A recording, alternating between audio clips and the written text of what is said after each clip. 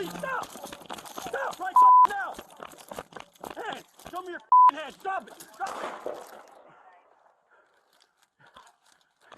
Shots fired! Shots fired! Get an ambulance up here now!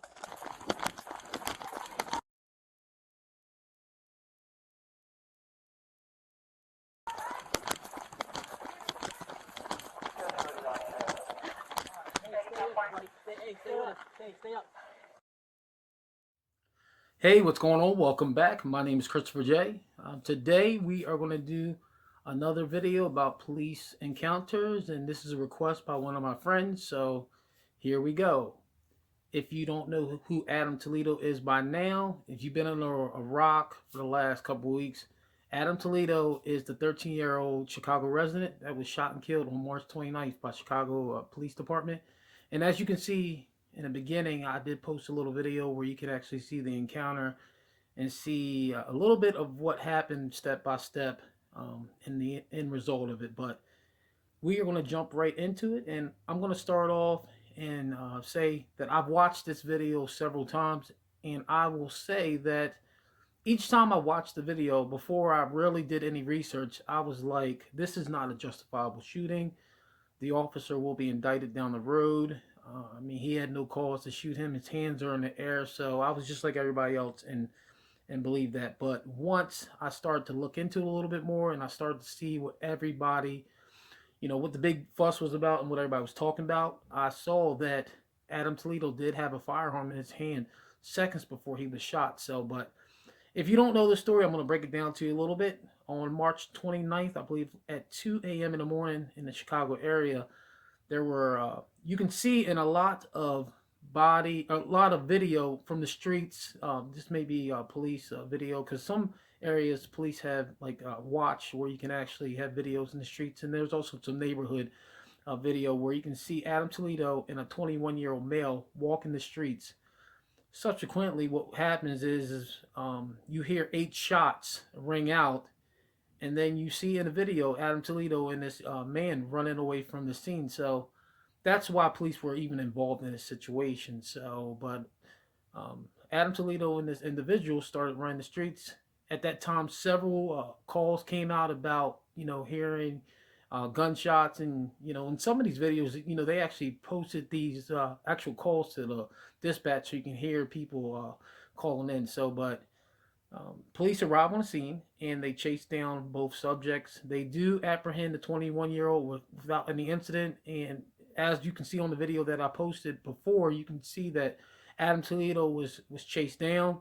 At that time, the officer told him to stop running, and then you see Adam Toledo turn, and with his hands up, like I said, within seconds he was shot. So, but I'm going to show you guys something that the media doesn't want you to see, and I stole this off of somebody. So, but if you look right here in the corner, I'm going to show you a picture of him having the gun, with his hands up, and the end result of that, and that'll show you pretty much everything. So, I know a lot of people are fighting about this, and they're protesting and whatever, but you really need to go back and look at all the circumstances to this. I mean, this is a 13-year-old boy that's running these streets with a 21-year-old. I have a 14-year-old son, so I couldn't even imagine not knowing where he is. I mean, I have GPS on all my son's phones, so I know exactly where they're at all times. And to be quite honest with you, my sons were raised properly, so they wouldn't be out there running the streets like that. They know better, because they know I'd dig in their ass.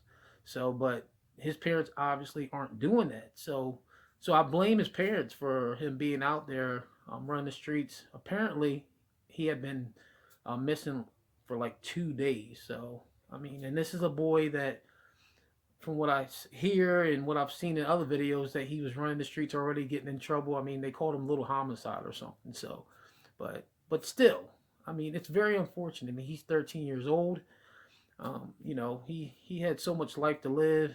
And maybe he had an opportunity to turn it around, and then he gets in a situation like that and shot and killed. So, but my thing is with the shooting, I'm gonna say, and I know this from just being in law enforcement, and not even, I mean, I've even heard me and my sons have talked about this, but so I think what really happened was the gun belonged to the 21-year-old, and usually what happens is a lot of these old, these adults will give the illegal stuff to the juvenile. So if they get caught with it, they won't get as much trouble as the adults. So I think that's probably what happened. It was probably 21-year-old's gun. They're probably going to do some kind of GRS on his hand to see if he was the one that fired the gun or the 21-year-old is too. There's going to be more investigation about this. But this, my people, is not the story to get up and raged about protesting, you know, doing all the stupid stuff in the streets. It's just not. I mean, he was out there on his own doing. It's like I said, it was unfortunate that he was involved in that situation, and I'm sure more details are going to come out eventually. But the shooting's going to be justified. The officer is not going to be indicted. There probably will be an investigation about it, but the investigation will probably clear shortly afterwards. And if you've noticed, in a lot of these cases, you see the families coming out. They're talking about the shooting and everything, and how good their son was, and how he was going to end up being a lawyer, or turn his life around, whatever like that. But in this situation, you haven't seen the family come out and say anything. And maybe they want their privacy, but maybe they're also embarrassed. They're also embarrassed that their son was out there doing these things, committing these crimes or whatever. But what do you think about this situation? I mean, do you think that this was a justifiable shooting? Do you think the officer should be indicted? Do you think that? I mean, let me know what you think about this, because personally, when I saw it, I was just like everybody else. I was like, oh my God. You see that still frame, and you just see him with his hands up, and he just seems hopeless, and it just seems like the officer just took a shot at him. But that's not even the case. Once you see the photographs and you see them break these things down, you can tell that the officer only had within seconds to shoot him, to the point where Adam Toledo could have easily have turned around and shot at the officer, and there wouldn't probably be as much fuss. The officer would have just been shot. There would have been a little story, a little segment that you saw within 2 minutes, and then it'd be done with. So, but anyway, give me your thoughts on this. If you have any requests about videos, or you want me to talk about something and hear my opinion, please send me an email or send me a message on YouTube. Thanks a lot. You guys take care.